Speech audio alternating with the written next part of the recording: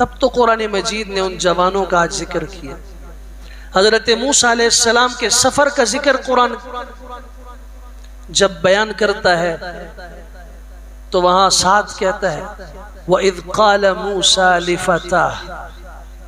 حضرت موسیٰ علیہ السلام نے اپنے اس جوان سے کہا،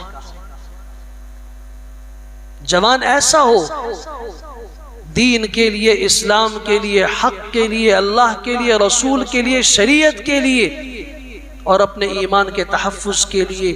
اس کی جان، اس کا مال، اس کی عزت، اس کی صلاحیت سب کچھ قربان ہو۔